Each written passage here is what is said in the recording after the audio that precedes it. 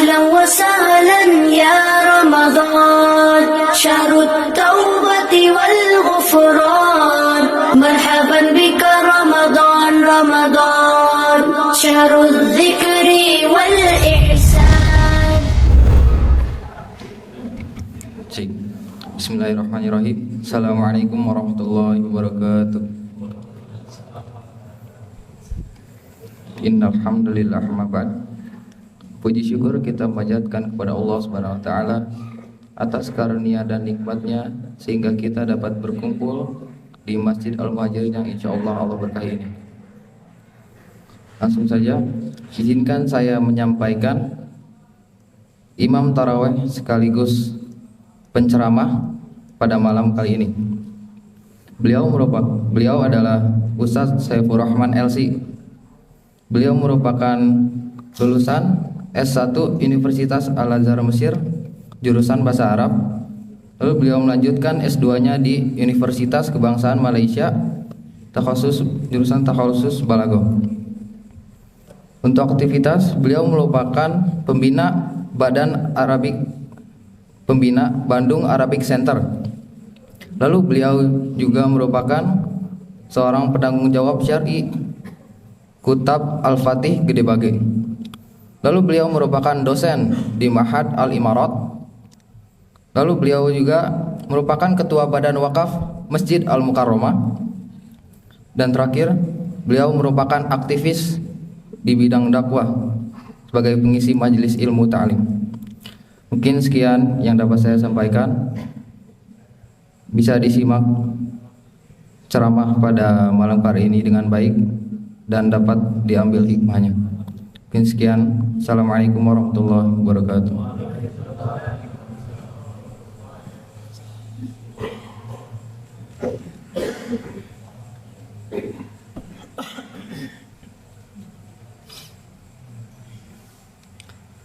Assalamualaikum warahmatullahi wabarakatuh.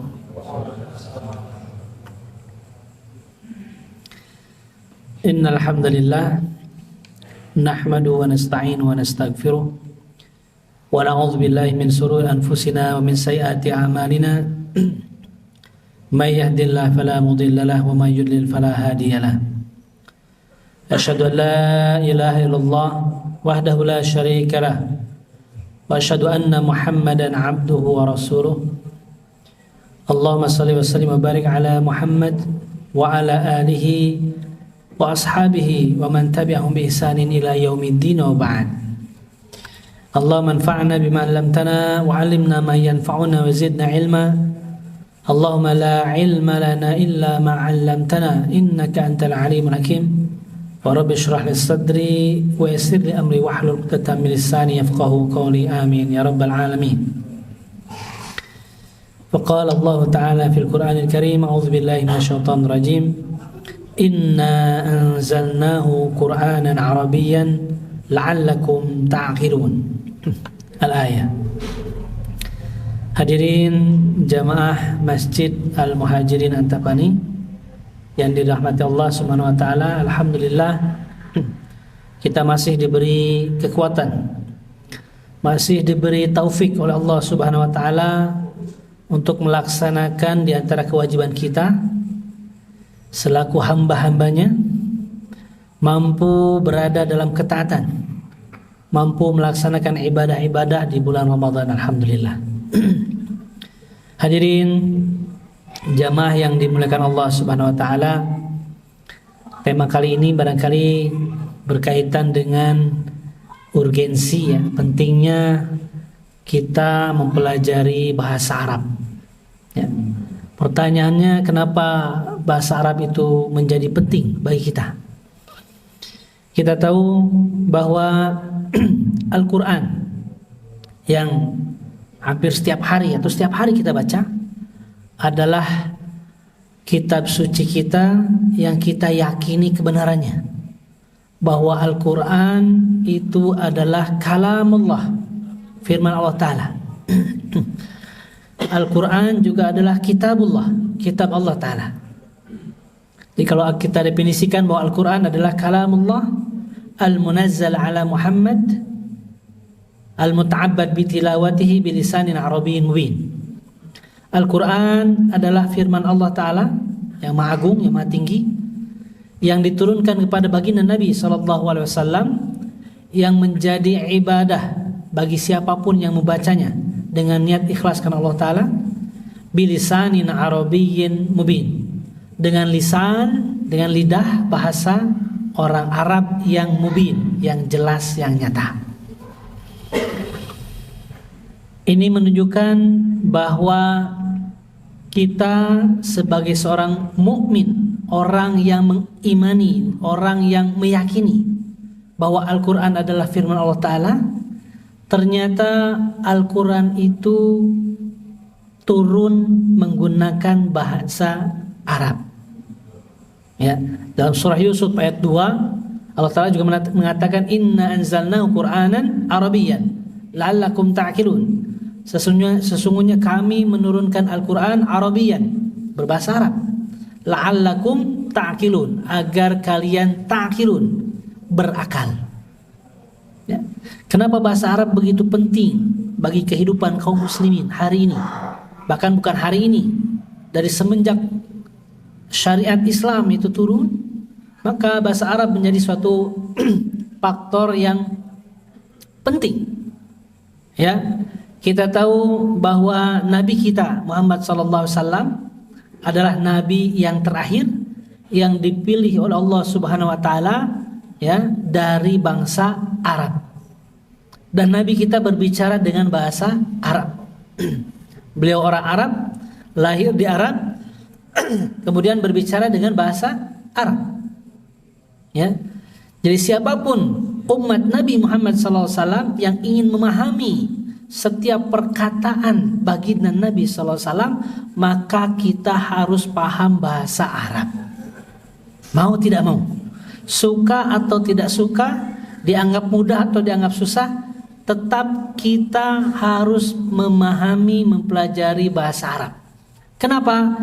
Karena nabinya orang Arab. Apakah ini kebetulan? Ya, apakah nabi kita orang Arab itu kebetulan? Kebetulan nabi kita orang Arab.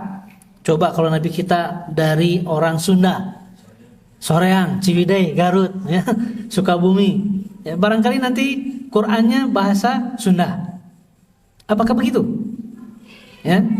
Jadi kalau kita runut, kita renungkan, kita analisis dan kita tadabburi lebih dalam, ternyata Al-Quran, ketika Allah pilih turunkan Al-Quran dengan menggunakan bahasa Arab, Rasulullah Muhammad SAW dipilih dari bangsa Arab, itu bukanlah kebetulan. Coba kita renungkan. Kita tahu bulan Ramadan adalah bulannya Al-Quran, betul? Ya. Bulan Ramadan adalah bulan yang paling mulia di antara 11 bulan yang Allah ciptakan. Ya. Ramadan adalah bulan yang paling mulia, bukan berarti 11 bulan yang lain tidak mulia, tidak baik.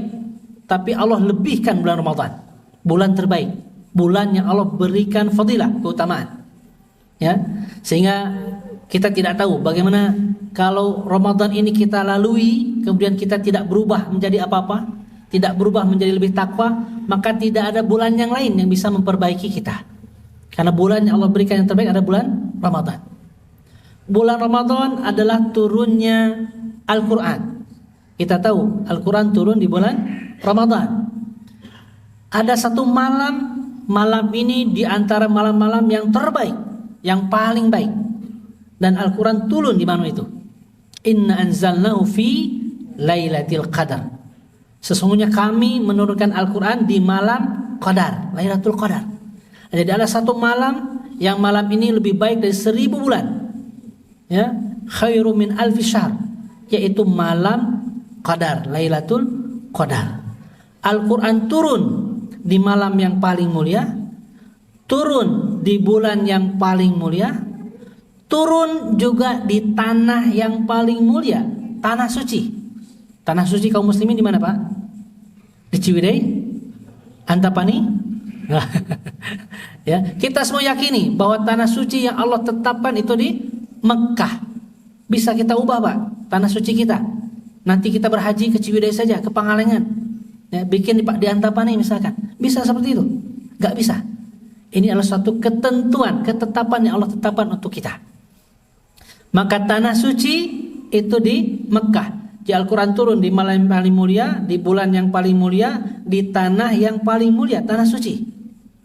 Turun melalui malaikat yang paling mulia. Siapa itu? Jibril alaihissalam. Dan turun kepada manusia yang paling mulia, manusia yang paling mulia, manusia terbaik, yaitu Rasulullah Shallallahu Alaihi Wasallam. Jadi tidak ada yang kebetulan. Ini satu skenario besar yang Allah hadirkan untuk kaum mukminin, orang yang mengimani. Satu lagi, ingat, Al-Quran turun menggunakan bahasa Arab. Apakah Al-Quran ini turun dengan bahasa Tuhan ataukah bahasa manusia? Hah? Bahasa Tuhan atau bahasa manusia, Pak? Bahasa Allah atau bahasa manusia? Ya, ikhtilaf di antara ulama ini, insyaallah. Ada yang mengatakan bahasa Tuhan, bahasa manusia. Ya. Ya, ketika kita membaca ayat yang tadi surah Yusuf ayat 2, inna anzalnahu Qur'anan Arabiyyan la'allakum ta'qilun, itu menunjukkan bahwa Al-Qur'an ini turun dengan bahasa manusia. Bahasa apa itu, Pak? Bahasa Arab. Kenapa harus dengan bahasa manusia? La'allakum ta'qilun, agar kamu berakal. Dengan kata lain, agar kamu bisa memahaminya, agar kamu bisa mempelajarinya. Karena itu bahasa manusia. Ya, apa jadinya kalau Al-Quran itu turun dengan bahasa Tuhan, Pak? Ada di antara kita yang paham bahasa Tuhan? Gimana bahasa Tuhan? Tuhan paham bahasa kita, tapi kita nggak paham bahasa Tuhan. Ya, dengan kata lain bahwa Allah Ta'ala menurunkan Al-Quran yang merupakan firman Allah Ta'ala. Allah Ta'ala menjelaskan menggunakan bahasa manusia. Bahasa apa itu? Bahasa Arab. Dengan kata lain, bahwa bahasa Arab bagian dari agama kita. Suka atau tidak suka, mau atau tidak mau, dianggap susah atau mudah, seorang muslim mau tidak mau dia harus mempelajari bahasa Arab. Kita tadi sholat berjamaah, imam membaca surat, takbir, kemudian sebelumnya azan dulu. Semua dibacakan dalam bahasa apa, Pak? Bahasa Arab. Bisa kita ganti dengan bahasa Sunda, bahasa Indonesia, bahasa Jawa? Gak bisa, Pak. Azan kita ganti, Allah Maha Besar, Allah Maha Besar. Oh, gak enakan, Pak. Dan gak boleh. Ya, sholat kita, Al-Fatihah kita ganti, baca terjemahannya. Bisa? Tidak boleh. Dengan kata lain, bahasa Arab adalah suatu bahasa yang sudah menyatu dalam kehidupan kaum muslimin, dalam kehidupan orang Islam, disadari ataupun tidak disadari. Sehari-hari orang Islam itu bergaul dengan bahasa Arab. Apalagi orang yang rajin membaca Al-Quran, dia sedang membaca Al-Quran menggunakan bahasa Arab. Kan begitu? Huruf-huruf abjadnya itu adalah huruf Arab, bukan huruf Latin ABCD, alif, ba, ta, sa, jim dan seterusnya sampai ya. Maka dengan kata lain, seorang muslim dia harus mempelajari bahasa Arab. Kenapa harus mempelajari bahasa Arab? Untuk memahami ayat-ayat suci Al-Quran yang dia yakini bahwa itu adalah firman Allah Ta'ala. Untuk bisa mempelajari dan memahami setiap perkataan baginda Nabi Muhammad Sallallahu Alaihi Wasallam. Untuk bisa dipraktekkan dalam kegiatan peribadahannya sehari-hari, dalam sholatnya, dalam mendirikan azan misalkan, ketika berdoa begitu, ya, melantunkan adzan, mendirikan sholat, berdoa. Kita berdoa menggunakan bahasa apa, Pak? Walaupun boleh berdoa menggunakan bahasa sendiri, tapi umumnya ketika kita berdoa, Rabbana atina fid dunya hasanah, lebih enak. Wa fil akhirati hasanah wa qina adzabannar. Ya. Itu juga menggunakan bahasa Arab. Ya. Terkadang di kita kalau ada orang yang belajar bahasa Arab, dianggapnya orang ini akan pergi ke Arab menjadi TKI atau TKW. Kan begitu? Kamu mau pergi kemana? Saya mau belajar bahasa Arab. Emang kamu mau ke Arab jadi TKI, TKW? Ya. Padahal kehidupan kita kaum muslimin itu selalu berinteraksi dengan bahasa Arab. Ketika bapak mau tidur, bapak baca doa ya enggak? Baca doa kan? Apa yang bapak baca? Pakai bahasa apa? Bapak lantunkan doa itu dengan menggunakan bahasa Arab. Jadi jelas bahwa bahasa Arab itu bagian dari agama kita.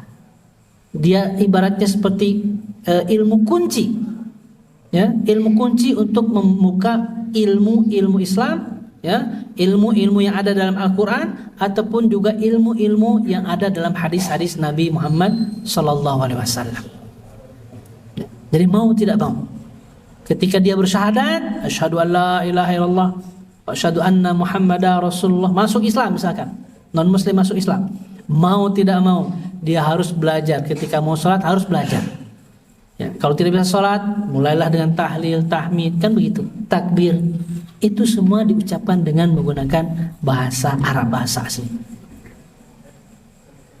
Jadi jelas sekali bahwa bahasa Arab adalah bahasa yang merupakan bagian dari agama kita, kaum muslimin. Sehingga Umar bin Khattab pernah mengatakan, ta'allamul arabiyyata fa innaha juz'un min dinikum. Pelajarilah oleh kalian bahasa Arab. Fa innaha juz'un min dinikum. Karena bahasa Arab itu adalah bagian dari agama kalian. Para peneliti, para pakar-pakar bahasa itu sudah meneliti, Pak. Ya. Kalau orang mempelajari bahasa Arab, bahkan dari usia-usia kecil anak-anak, ya, maka dia akan tercerdaskan dengan sendirinya. Dari gramatika bahasa Arab yang begitu indah, yang begitu baik, ya, kosakata, perbendaharaan katanya, penggunaannya dan lain sebagainya, itu menyusun logika-logika, kerangka-kerangka dalam berpikir. Maka kalau anak-anak diajarkan bahasa Arab, ini akan mencerdaskan anak tersebut. Sesuai dengan ayat yang tadi, Yusuf ayat 2, la'allakum ta'qilun. Ta'qilun artinya berakal. Dengan kata lain, orang-orang yang mempelajari bahasa Arab adalah orang-orang yang akan menjadi cerdas. Cerdas karena dia memahami firman-firman Allah Ta'ala. Dia akan menjadi cerdas karena dia bisa memahami perkataan nabinya Muhammad sallallahu alaihi wasallam. Dan kalau kita lihat bagaimana peradaban Islam dulu bangkit, ya, yang begitu hebat, luar biasa, dahsyat, maka semua para ulamanya, para ahli ilmunya, ya, baik orang Arab ataupun non Arab, berlomba-lomba mereka menuangkan ilmunya, menuangkan tulisannya dalam sebuah kitab dan ditulis dengan bahasa Arab.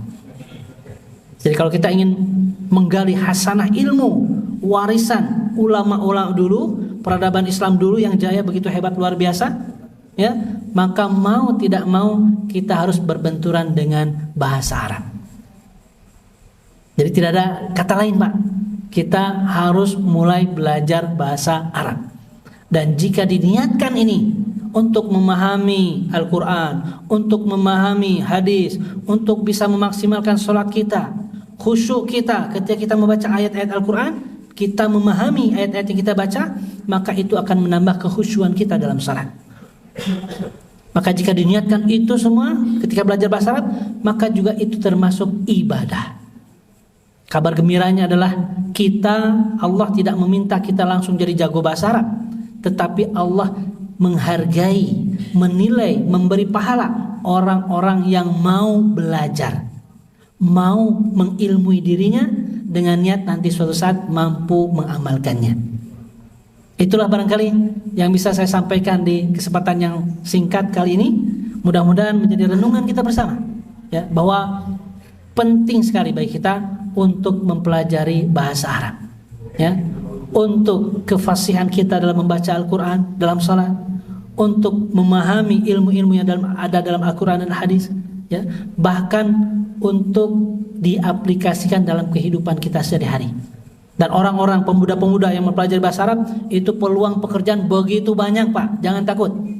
Jangan takut. Ya. Bukan hanya mempelajari bahasa Inggris saja, banyak peluang pekerjaan. Pemuda-pemuda muslim yang menguasai bahasa Arab banyak peluang pekerjaan. Terkadang orang tua itu risau karena nanti kamu belajar bahasa Arab, masa depan kamu gimana? Padahal begitu terbuka peluangnya begitu besar. Untuk jadi pilot saja tidak perlu menguasai bahasa Inggris, cukup menguasai bahasa Arab bisa jadi pilot sekarang. Gitu. Itulah barangkali yang bisa saya sampaikan. Mohon maaf jika ada kekeliruan dan kesalahan. Mudah-mudahan Allah memberikan taufik kepada kita, Allah memudahkan segala urusan-urusan kita, dan Allah melihat dan menilai segala usaha amal baik kita di bulan Ramadan ini. Rabbana la tuzigh qulubana ba'da idh hadaitana wa hab lana min ladunka rahmah innaka antal wahhab. Rabbana la tu'akhidna in nasina wa akhtana. Rabbana wa la tahmil alaina isran kama hamaltahu 'alal ladzina min qablina. Rabbana wa la tuhammilna ma la taqata lana bih wa'fu 'anna waghfir lana warhamna anta maulana fansurna 'alal qaumil kafirin. Rabbana atina fid dunya hasanah wa fil akhirati hasanah wa qina adzabannar. Aqulu qouli hadza wa astaghfirullah li wa lakum. Wassalamu alaikum warahmatullahi wabarakatuh.